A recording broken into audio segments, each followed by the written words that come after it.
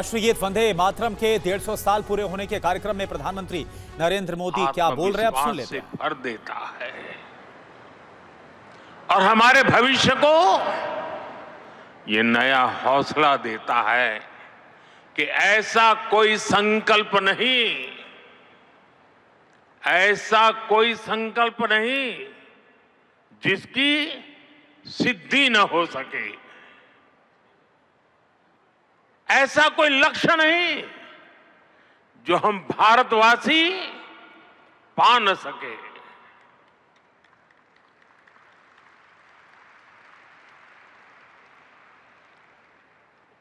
साथियों,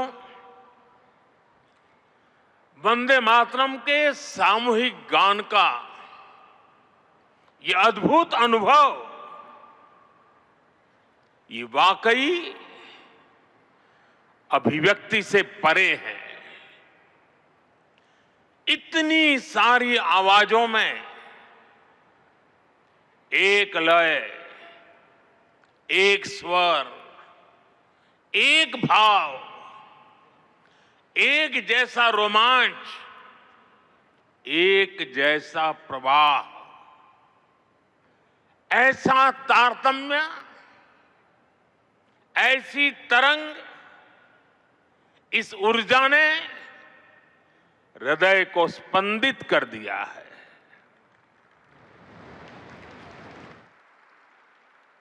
भावनाओं से भरे इसी माहौल में मैं अपनी बात को आगे बढ़ा रहा हूं। मंच पर उपस्थित कैबिनेट के मेरे सहयोगी गजेंद्र सिंह शेखावत, दिल्ली के उपराज्यपाल वीके सक्सेना, मुख्यमंत्री रेखा गुप्ता जी, अन्य सभी महानुभाव, भाई और बहनों, आज हमारे साथ देश के सभी कोने से लाखों लोग जुड़े हुए हैं। मैं उनको भी मेरी तरफ से वंदे मातरम से शुभकामनाएं देता हूं। आज 7 नवंबर का दिन बहुत ऐतिहासिक है। आज हम वंदे मातरम के 150वें वर्ष का महाउत्सव मना रहे हैं। ये पुण्य अवसर हमें नई प्रेरणा देगा, कोटि कोटि देशवासियों को नई ऊर्जा से भर देगा। इस दिन को इतिहास की तारीख में अंकित करने के लिए आज वंदे मातरम पर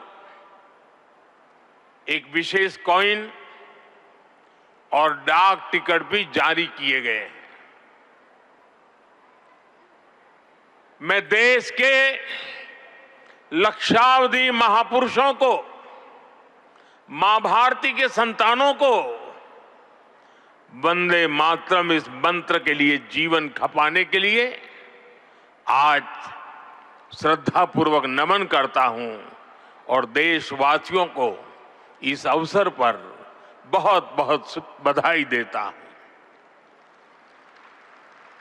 मैं सभी देशवासियों को वंदे मातरम के 150 वर्ष पूरे होने पर बहुत बहुत शुभकामनाएं भी देता हूं। साथियों, हर गीत, हर काव्य का अपना एक मूल भाव होता है, उसका अपना एक मूल संदेश होता है। वंदे मातरम का मूल भाव क्या है? वंदे मातरम का मूल भाव है भारत मां भारती, भारत की शाश्वत संकल्पना, वो संकल्पना जिसने मानवता के प्रथम पहर से खुद को गढ़ना शुरू कर दिया, जिसने युगों युगों को एक एक अध्याय के रूप में पढ़ा, अलग अलग दौर में अलग अलग राष्ट्रों का निर्माण, अलग अलग ताकतों का उदय, नई नई सभ्यताओं का विकास, शून्य से शिखर तक उनकी यात्रा और शिखर से पुनः शून्य में उनका विलय, बनता बिगड़ता इतिहास, दुनिया का बदलता भूगोल, भारत ने ये सब कुछ देखा है। इंसान की इस अनंत यात्रा से हमने सीखा और समय समय पर नए निष्कर्ष निकाले। हमने उनके आधार पर अपनी सभ्यता के मूल्यों और आदर्शों को तराशा, उसे गढ़ा। हमने, हमारे पूर्वजों ने, हमारे ऋषियों ने, मुनियों ने, हमारे आचार्यों ने, भगवंतों ने, हमारे देशवासियों ने अपनी एक सांस्कृतिक पहचान बनाई। हमने ताकत और नैतिकता के संतुलन को बराबर समझा और तब जाकर भारत एक राष्ट्र के रूप में वो कुंदन बनकर उभरा जो अतीत की हर चोट सहता भी रहा और सहकर भी अमरत्व को प्राप्त कर गया। भाइयों बहनों, भारत की ये संकल्पना, उसके पीछे की वैचारिक शक्ति है। उठती गिरती दुनिया से अलग अपना स्वतंत्र अस्तित्व बोध, ये उपलब्धि और लयबद्ध, लिपिबद्ध होना, लयबद्ध होना और तब जाकर के हृदय की गहराई से, अनुभवों के निचोड़ से, संवेदनाओं की असीमता को प्राप्त कर करके वंदे मातरम जैसी रचना मिलती है। और इसलिए गुलामी के उस कालखंड में वंदे मातरम इस संकल्प का उद्घोष बन गया था और वो उद्घोष था भारत की आजादी का। मां भारती के हाथों से गुलामी की बेड़ियां टूटेगी और उसकी संतानें स्वयं अपने भाग्य की भाग्य विधाता बनेगी। साथियों, गुरुदेव रविंद्रनाथ ठाकुर ने एक बार कहा था, बंकिम चंद्र की आनंद मठ केवल उपन्यास नहीं है, ये स्वाधीन भारत का एक स्वप्न है। आप देखिए, आनंद मठ में वंदे मातरम का प्रसंग, वंदे मातरम की एक एक पंक्ति के, बंकिम बाबू के एक एक शब्द के, उसके हर भाव के अपने गहरे निहितार्थ थे, निहितार्थ है। ये गीत गुलामी के कालखंड में रचना तो जरूर हो गई उस समय, लेकिन उसके शब्द कुछ वर्षों की गुलामी के साए में कभी भी कैद नहीं रहे। वो गुलामी की स्मृतियों से आजाद रहे। इसलिए वंदे मातरम हर दौर में, हर कालखंड में प्रासंगिक है। इसने अमरता को प्राप्त किया है। वंदे मातरम की पहली पंक्ति है, सुजलाम सुफलाम मलयज शीतलाम सस्य श्यामलाम मातरम। अर्थात प्रकृति के दिव्य वरदान से सुशोभित हमारी सुजलाम सुफलाम मातृभूमि को नमन। साथियों, यही तो भारत की हजारों साल पुरानी पहचान रही है। यहां की नदियां, यहां के पहाड़, यहां के वन वृक्ष और यहां की उपजाऊ मिट्टी, ये धरती हमेशा सोना उगलने की ताकत रखती है। सदियों तक दुनिया भारत की समृद्धि की कहानियां सुनती रही थी।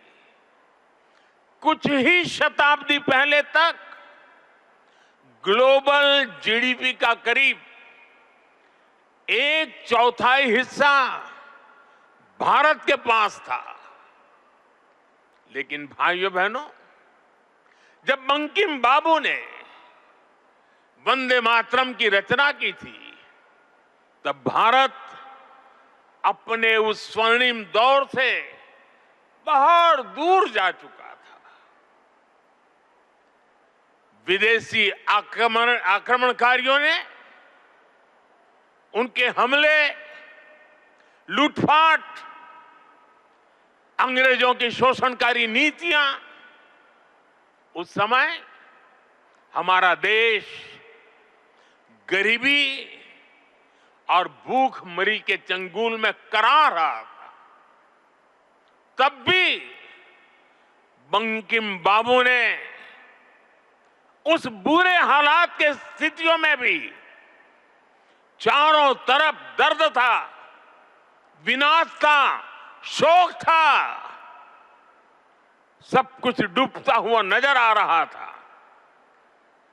ऐसे समय बंकिम बाबू ने समृद्ध भारत का आह्वान किया, क्योंकि उन्हें विश्वास था कि मुश्किलें कितनी भी क्यों न हो, भारत अपने स्वर्णिम दौर को पुनर्जीवित कर सकता है।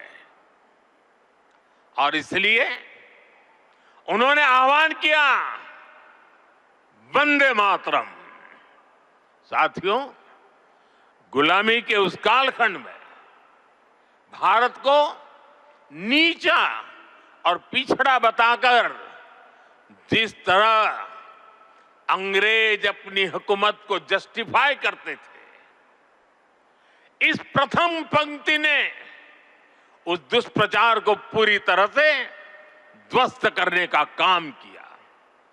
इसलिए वंदे मातरम केवल आजादी का गान ही नहीं बना, बल्कि आजाद भारत कैसा होगा, वंदे मातरम ने वो सुजलाम सुफलाम सपना भी करोड़ों देशवासियों के सामने प्रस्तुत किया। साथियों, आज ये दिन हमें वंदे मातरम की असाधारण यात्रा और उसके प्रभाव को जानने का अवसर भी देता है। जब सन 1875 में बंकिम बाबू ने बंग दर्शन में वंदे मातरम प्रकाशित किया था, तो कुछ लोगों को लगता था कि ये तो केवल एक गीत है, लेकिन देखते ही देखते वंदे मातरम भारत के स्वतंत्रता संग्राम का कोटि कोटि जनों का स्वर बन गया। एक ऐसा स्वर जो हर क्रांतिकारी की जबान पर था, एक ऐसा स्वर जो हर भारतीय की भावनाओं को व्यक्त कर रहा था। आप देखिए, आजादी की लड़ाई का शायद ही ऐसा कोई अध्याय होगा जिससे वंदे मातरम किसी न किसी रूप से जुड़ा नहीं था।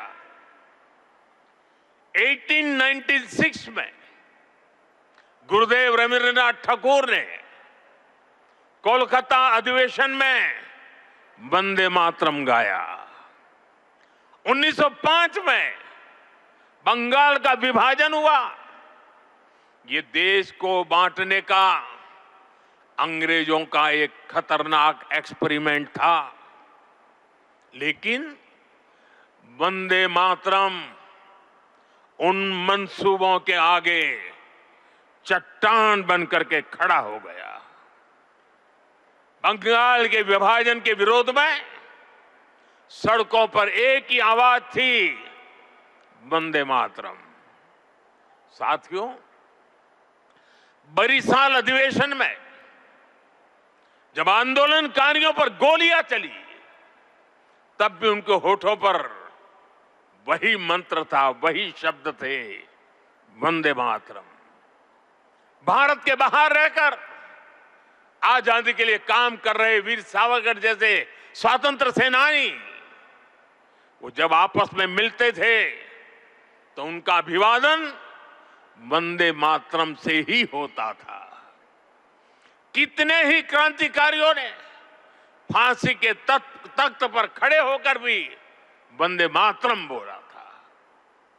ऐसी कितनी ही घटनाएं, इतिहास की कितनी ही तारीखें, इतना बड़ा देश, अलग अलग प्रांत और इलाके, अलग अलग भाषा बोलने वाले लोग, उनका आंदोलन, लेकिन जो नारा, जो संकल्प, जो गीत हर जबान पर था, जो गीत हर स्वर में था, वो था वंदे मातरम।